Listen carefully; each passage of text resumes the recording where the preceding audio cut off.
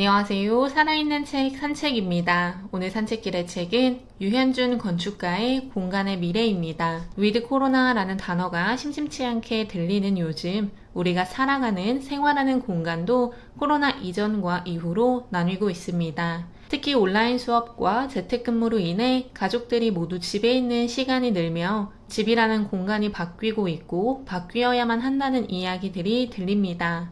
이 책에서는 집뿐 아니라 다양한 공간들에 대해서도 다루고 있습니다.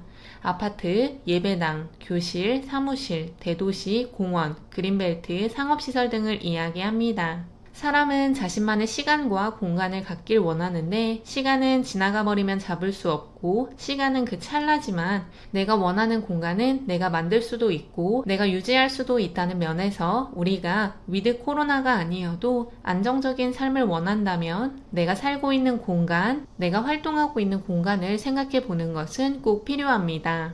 유현준 건축가는 저도 TVN 프로그램 알쓸신잡2에서 처음 봤습니다. 인문 건축가이지만 프로그램을 통해 다양한 이야기를 들려줬던 것으로 기억합니다.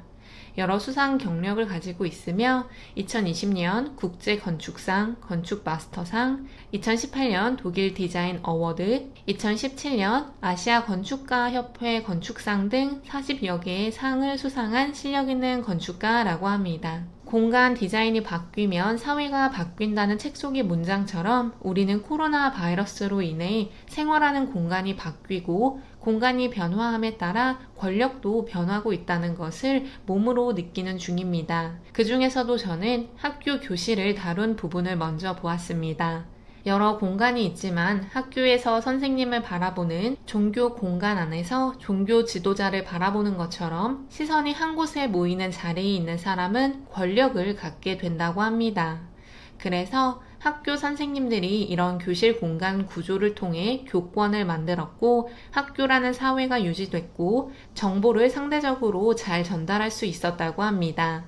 학교는 배우러 가는 곳이라는 문장의 완성에는 교실의 공간적인 배경도 있던 것입니다. 하지만 온라인 수업을 하며 교권 중 공간을 통해 만들어진 부분이 사라지게 되었다고 합니다.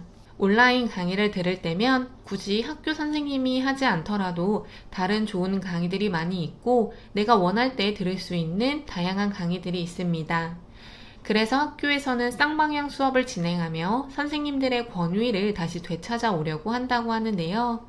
하지만 교권을 유지하겠다는 생각으로 쌍방향 수업을 하는 것이 옳은지를 저자도 물어보고 있습니다.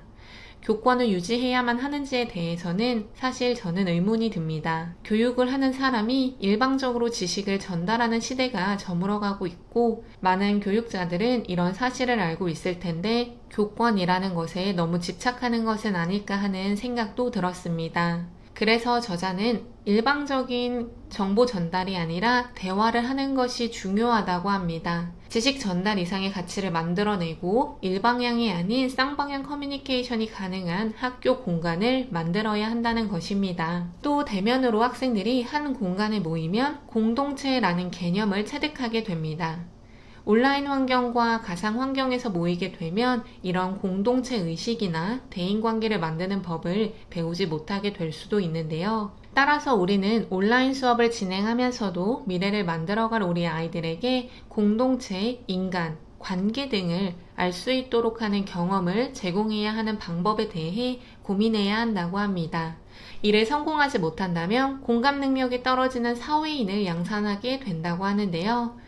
저자는 학생 2~3명과 선생님의 토론 수업을 진행하거나 동네 체육센터에서 스포츠 동아리를 참여하거나 이웃을 돕는 프로그램을 참여하는 등의 활동이 중요해졌다는 것을 말하고 있습니다. 위성학교에 대한 이야기가 나오고 있습니다.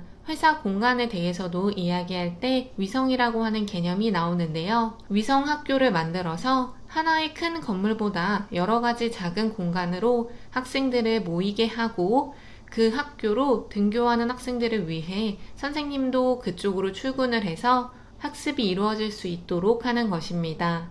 그렇게 된다고 하면 더 많은 선생님이 필요하고 선생님이 더 많아지게 되면 소수의 맞춤형 학습에 관한 부분도 충분히 진행될 수 있다는 생각이 들었습니다.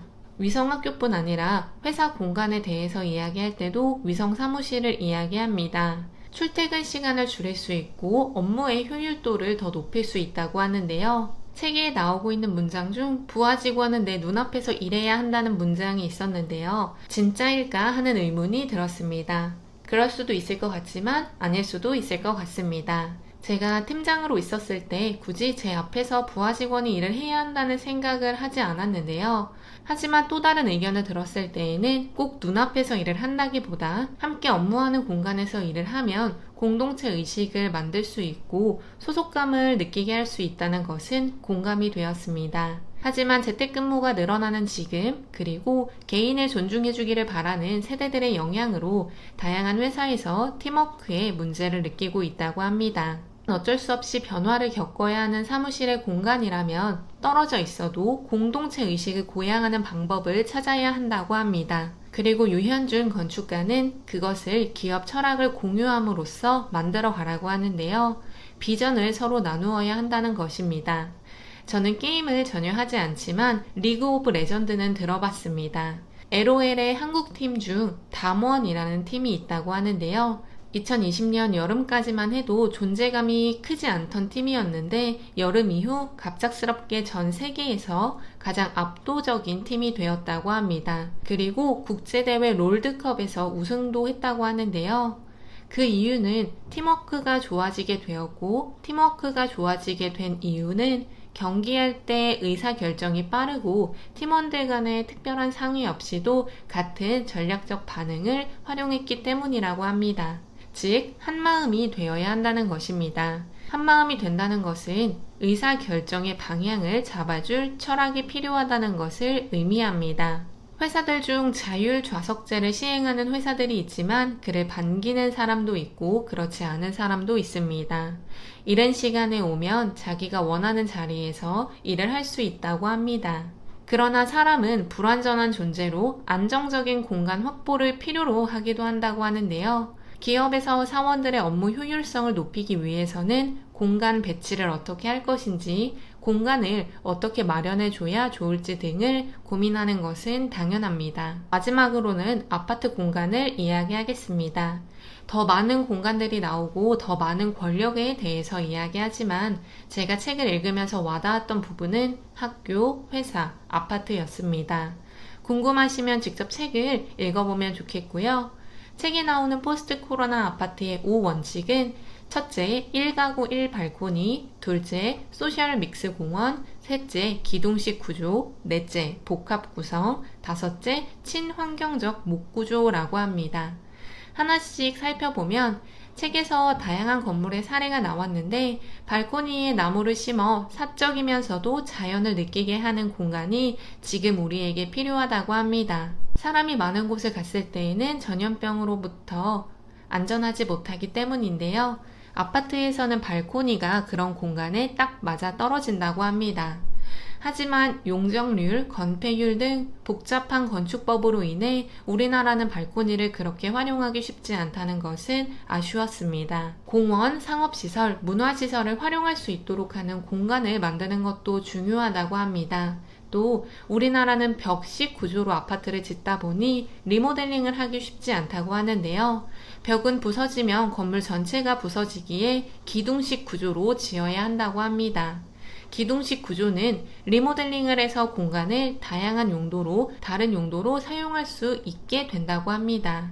집이 사무실이 되기도 하고 학교가 되기도 해야 하기에 우리는 아파트 공간을 복합적으로 구성해야 하며, 마지막으로는 코로나 바이러스로 인해 더욱 대두되는 친환경적인 건축 자재로 집을 지어야 한다고 저자는 말하고 있습니다. 인간에게 있는 본능은 온라인으로 만나면서도 오프라인으로 꼭 만나야 하는 것입니다.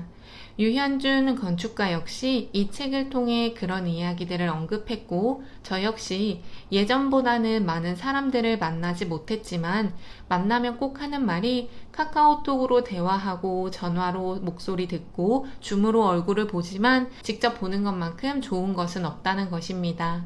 직접 사람을 만나는 공간, 함께 무언가를 하는 공간이 지금까지는 너무나 당연했습니다.